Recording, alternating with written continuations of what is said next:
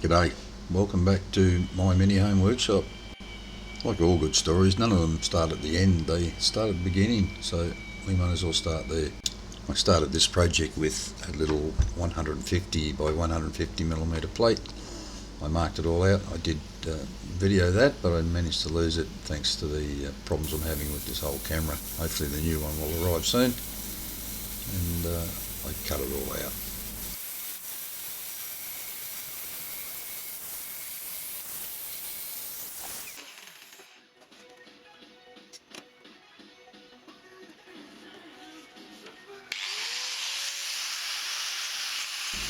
At this point something just didn't look right, and I hesitated a bit and then decided to continue on.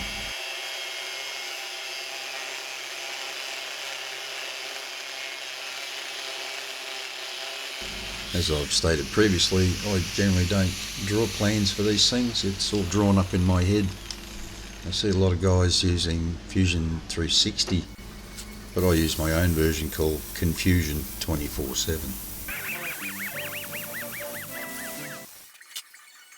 I see a lot of guys cutting in the other direction where the sparks are just pouring into them, and I don't understand it.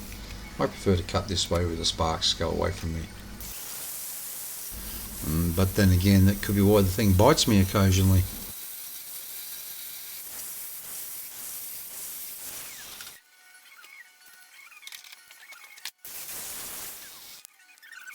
To make it easier to cut, I'd flip the plate over and mark the missing line on the opposite side. Cut that out. So glad I stopped when I did, or I would have had to toss this plate out and start again. And it was already version 2 as it was. You may have seen me use this method before, where I just wrap a couple of cable ties around the gears to pull them into mesh so I can mark where the shaft has to go.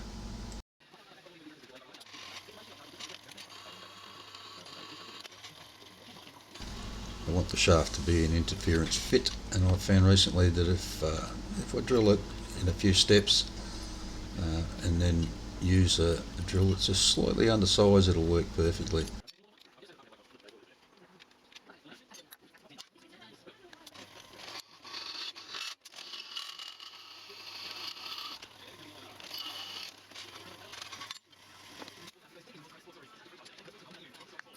Here I use a 5/16 drill in the end to make an interference fit for an 8mm shaft. Works beautifully.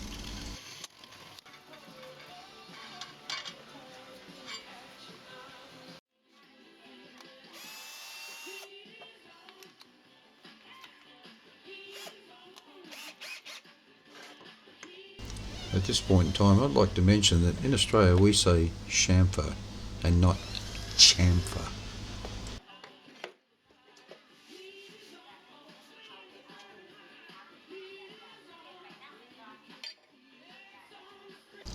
I don't own a press, and I haven't cut that shaft down so it won't fit in the device to press it in with that, so it's a bit of bush mechanic stuff, and give it a tap tap tap with the hammer to get it in there. Works for me.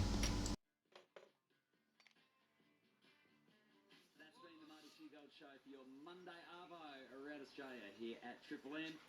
Australians that own crypto, independent reserve. Australia's most trusted crypto exchange. Time to see if I got it right and whether it all lines up. If you're wondering about all those extra holes in there, the first set I drilled I couldn't quite get it to mesh. The motor mounted on the back was hitting up underneath the carriage, and I had to re-drill them.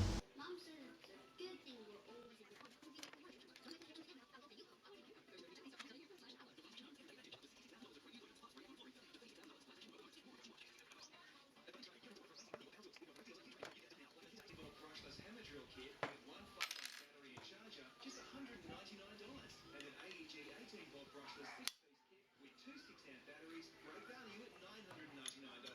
Don't miss this amazing value on big brand tools to help you get it done. Stocks are limited, so hurry in now.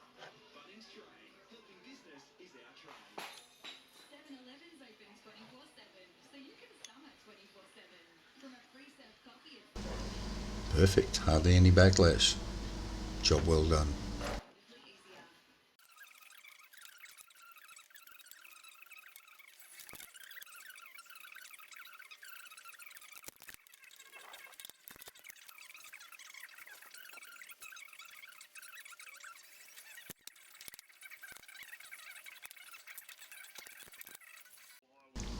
The larger of the two gears, the one on the bottom, is a 40 tooth, the same as the 40 tooth gear up above it.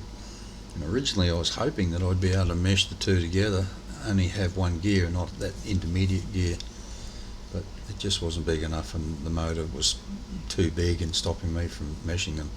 So I used that smaller gear that was on the original cross slide setup that I had, thus the two holes that are in it already.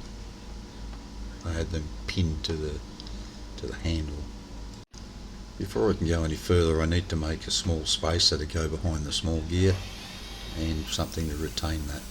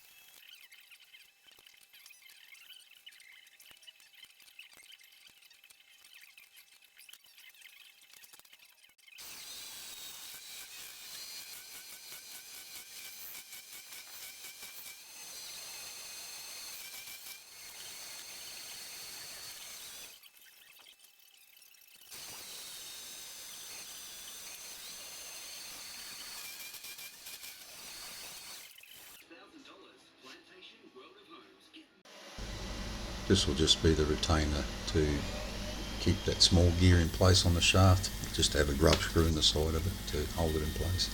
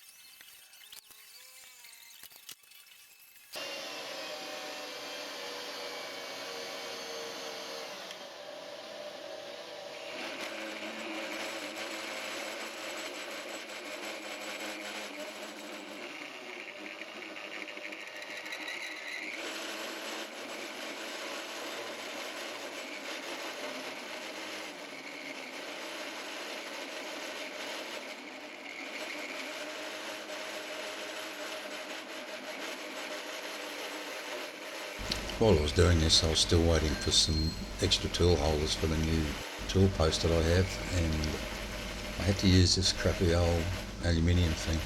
Keep an eye on that parting tool and watch it bounce up and down. These little aluminium things are just horrible. The new one I bought's all steel, including the tool holders.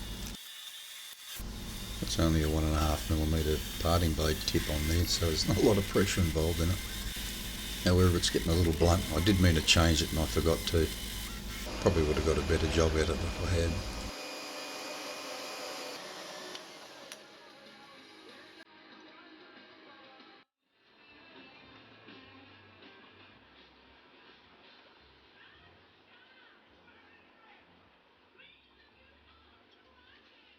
My original intention was to slide this plate up and down, but I changed my mind in the end and decided to pivot the thing like the power feed for the carriage does at the back.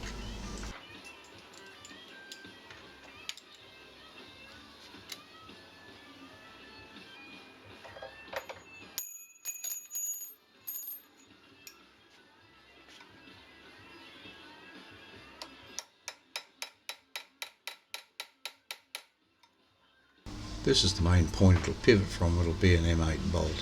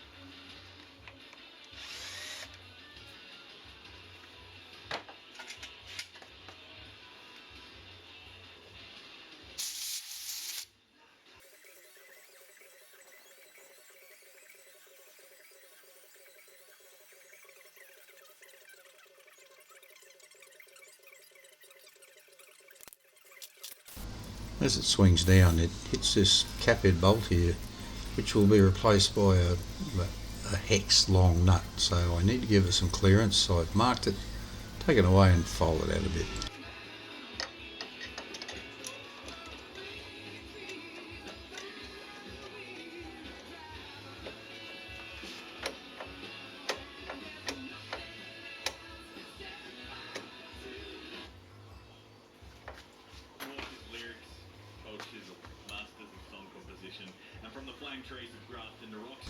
Over the other side, it will be an M6 bolt running in a small slot, so it has an upper and a lower reach, and here I'm just marking it off.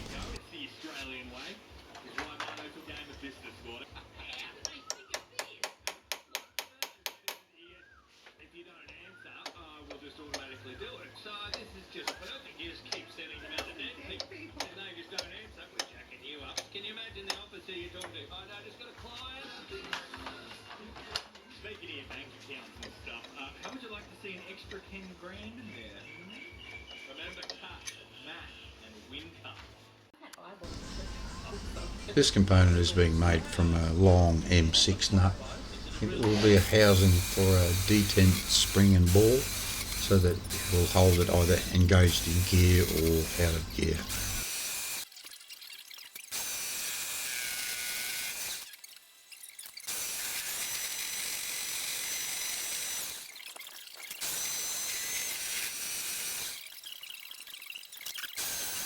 The OD will be about 8.1mm to fit into a 8mm hole, an interference fit, so I can press it in and then just tack it in with a couple of spots of weld.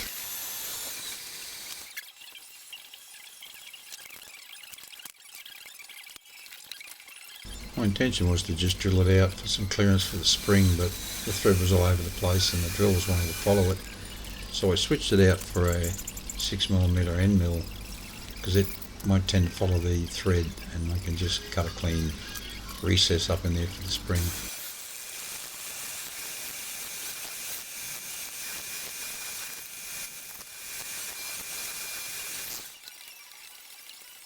This spring wasn't heavy enough and I replaced it later with a much heavier spring, and luckily for me it would pass down through the thread, which allowed me to just put the ball in that hole and not worry about the spring pushing it out when I'm trying to fit it up.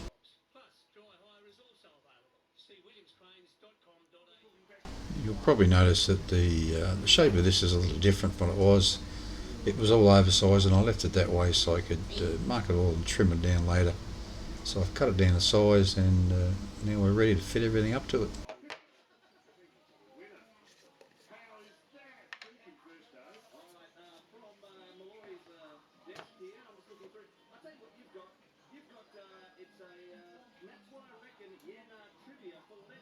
That little shaft is just an 8mm linear bearing shaft, and they're pretty tough.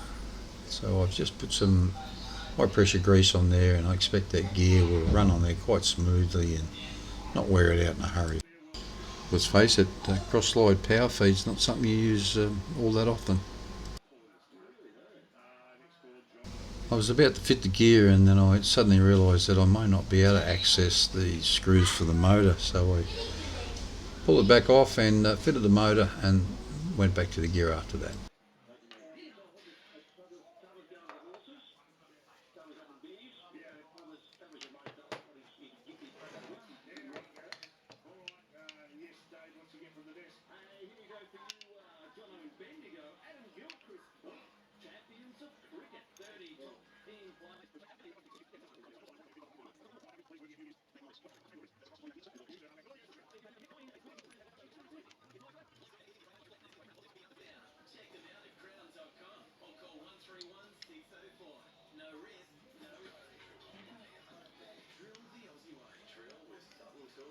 The large gear had quite a large boss on it, and I had to machine it down and I ended up with half of the two original grub screw holes there. But that's okay because I think it'll help retain the grease and stop it from wearing everything out. I had to drill and tap a new grub screw in there, but I just went around the other side away from them and it should be okay.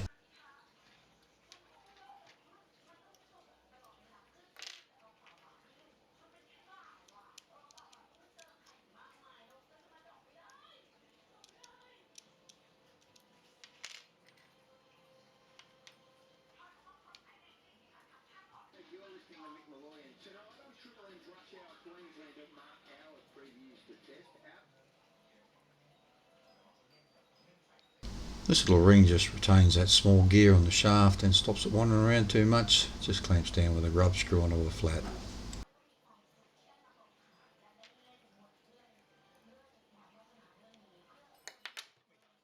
Not sure if it was all the grease I had on my fingers, but I was just dropping things all day. It was truly driving me nuts.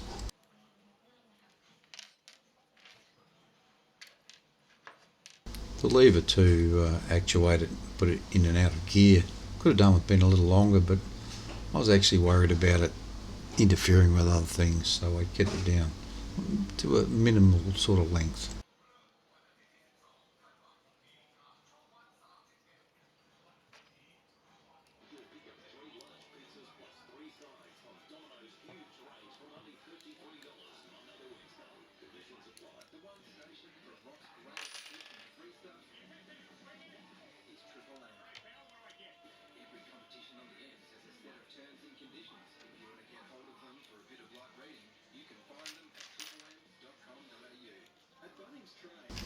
As per usual, I'm pretty happy with all of this. For things that I just have no drawings for and just design in my head after thinking long and hard about it, I'm really happy with how this has turned out. Because we have metal surfaces rubbing together, a little splash of grease here and there helps to lubricate everything and make sure it moves smoothly enough.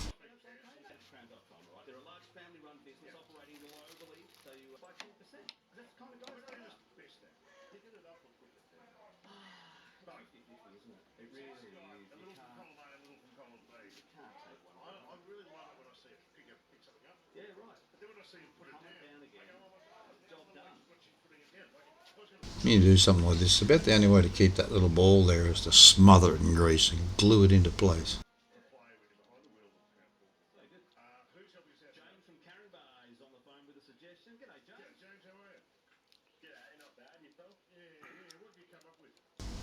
As I said earlier, I had to replace the spring and it was a little smaller in diameter than the new one, and it'll pass right through the thread, so trying to retain that ball and stop it falling out when you're fitting up no longer became a problem.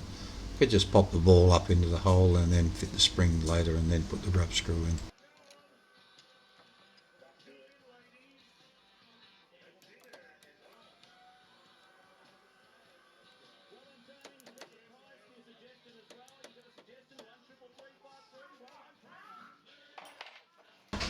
This was all just a test fit up. These bolts don't bottom out or anything, and I have to make sure it moves smoothly, so once I'm happy with everything, I'll Loctite those two bolts in place.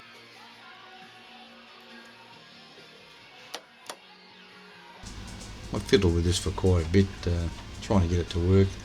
That little shaft was a bit short. I pinched my finger in it once, so I pinched the knob off the main carriage feed and made a new one later and replaced it.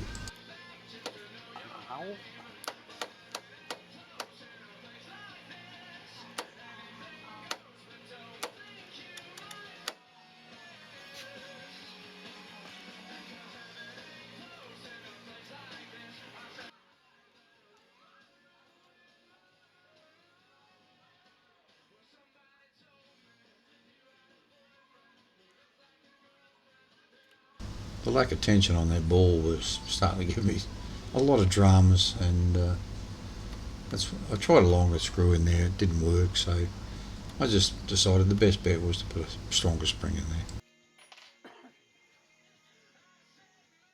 I found these little speed controllers complete with a forward and reverse switch on Lazada for around $2 Australian. I can't believe they can make them for that, let alone ship them all over the place. Before I hardwired this and started running wires all over the place, I thought it was best to check it and make sure it all still worked. Well, it still worked. It worked for the first time. So it's time to test it out. At this point I was already having problems getting it to stay in gear while I tested it out, and towards the end I was actually having to hold it in gear. So changing that spring was an imperative. If you're looking closely, you would have seen it jump out of gear then, and in the end I just put my hand on it and held it in gear.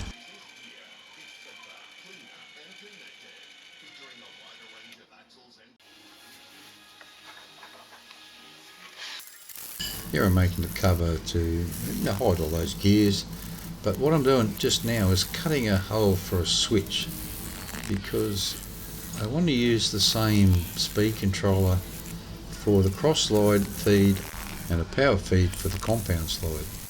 This switch will allow me to switch between the two and not have to duplicate all the wiring.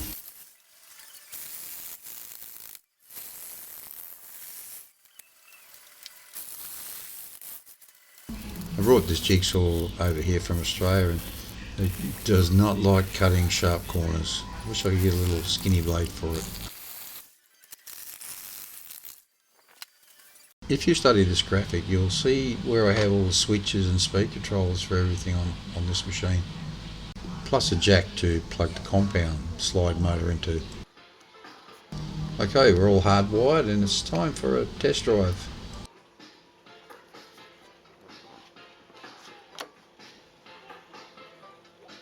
The forward position on the switch will be the cross slide, and the second, or the reverse, the back side of that, will be the compound slide.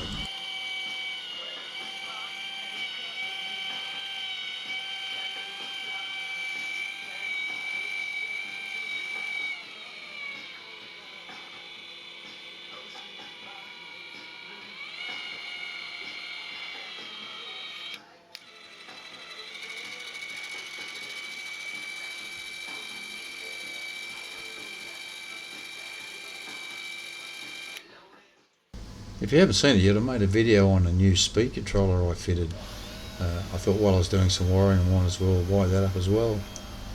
So, as they say in the classics, the proof is in the pudding, so it's time to see how well this works.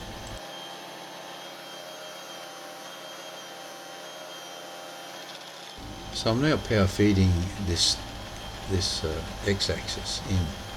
It's not going very fast, and it looks like it's doing a pretty good job. Granted, it is a fairly light pass.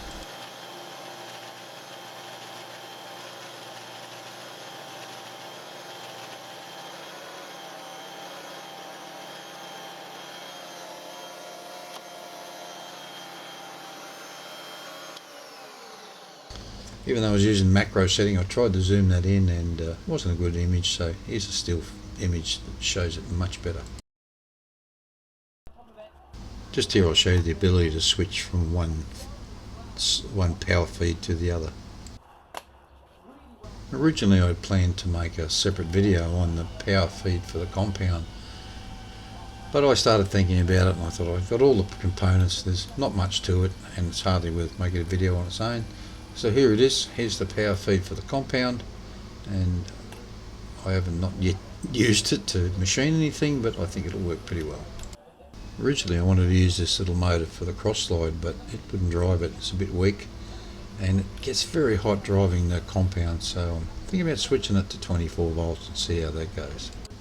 Both of these motors I'm using here are rated to 24 volts, so it shouldn't be an issue to switch it over to 24.